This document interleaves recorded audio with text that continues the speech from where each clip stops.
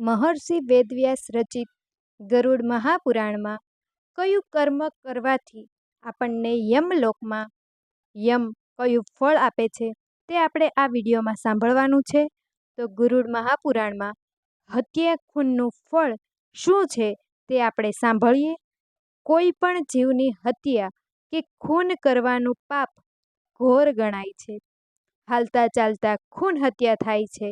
વાત વાતમાં હત્યારાઓ જંતુઓની જેમ મનુષ્યની હત્યા કરતા અચકાતા નથી. કોઈને જીવન નહીં આપી શકો તો ભલે, પણ કોઈનો જીવ લેવાનો અધિકાર તો નથી જ ને. જે જીવ આપે તેને જ જીવન લેવાનો હક રહે છે. આ અધિકાર માત્ર ઈશ્વરને જ છે. તેથી તો હત્યા ખૂન મહાપાપ ગણાય છે.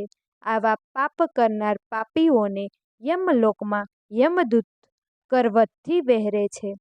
બસ આ જ રીતે ગરુડ મહાપુરાણમાં કયા કર્મનું કયું ફળ છે તે જાણવા માટે અમારી ચેનલને સબસ્ક્રાઈબ કરી દેજો. અને જો વિડીયો પસંદ આવ્યો હોય તો લાઈક પણ કરતા જજો. ધન્યવાદ.